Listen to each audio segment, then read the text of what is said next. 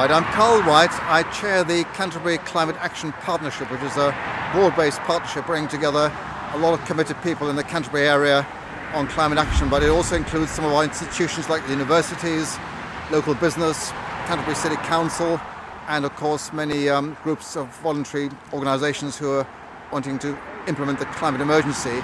And I'm particularly here to oppose the development on Manston Airport. Three reasons really. Firstly, it's very much something which is going to impact on our local population, where you're talking about noise, you're talking about pollution, air pollution, climate action, congestion of the roads, and it's going to have a huge negative impact on our local communities. Secondly, I'm staggered, really staggered, that the government overruled the official planning inspectorate, which is the government body which advises on these kind of decisions, and actually said we shouldn't develop Manston because of climate change, because of the impact on noise, and the need, was there a need for the airport? So that's the second major reason. But the third reason, coming back to my own role in Canterbury and in Kent, is really climate action.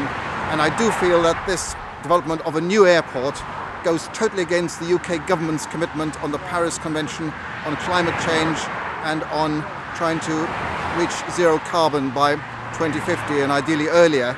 So I think we're going against our own international commitments. It's very bizarre, as you say. I can only put it down to maybe local politics, even party politics, desire to keep North Kent very much a blue area. Yes. But I mean, to be fair, the argument the government's bringing forward is jobs. Thanet is a very deprived area. It needs jobs. A lot of people are very sympathetic to that argument. But what we would say, it's the wrong sort of jobs. What we don't want is carbon-heavy jobs with aircraft.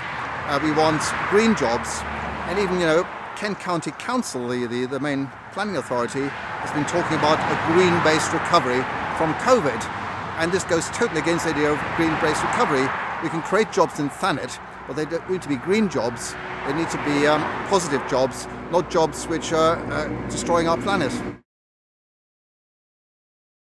I think they're very dubious. For a start, there's been persistent events to develop Manston. As you said, it's highly peripheral from population. And even for freight, what I'm told is there's a lot of capacity of freight in other airports. So why have a new airport with all that entails with carbon emissions and so forth? Why have all the noise here in Kent when you've got capacity elsewhere? And indeed, the planning inspectorate, which I mentioned earlier, the official government body, said exactly that. There is no need for a new airport. Not at all, and I'd love to see an opinion poll on that, which I think hasn't been commissioned yet. And certainly I deal with a lot of community groups, the Residents Association in Canterbury, church groups, youth groups, and all of the ones I've talked to recently. And of course, it's only happened very, very suddenly, and a lot of people aren't even aware of what's going on, which is why I think this action today is so important, to get the public aware. A lot of people, when they realise the impact on noise, on pollution, on climate change, are actually opposed. And we're having the Canterbury Residents Association, we're having the church groups and others distributing pamphlets opposing Manston. So there is actually a groundswell of opinion now against the development.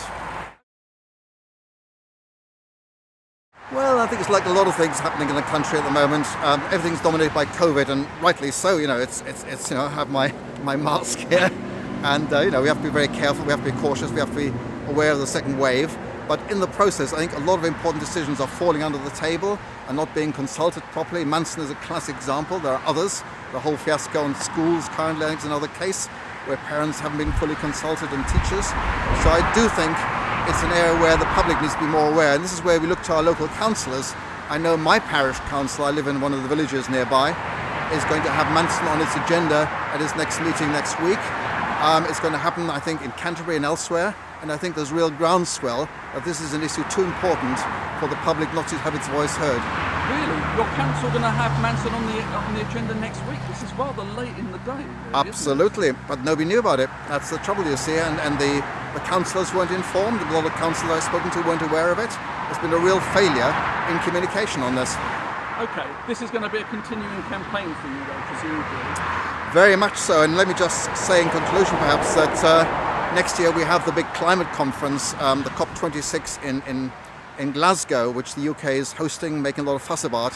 How could we possibly have a new airport development which has, I think, something like nearly 2% of potential total UK carbon emissions? generated by Manston. How could we possibly justify having that when the government and Boris Johnson is hosting the world for climate change? Yes. Thank you very much for talking to me. Pleasure. Thank you, Peter.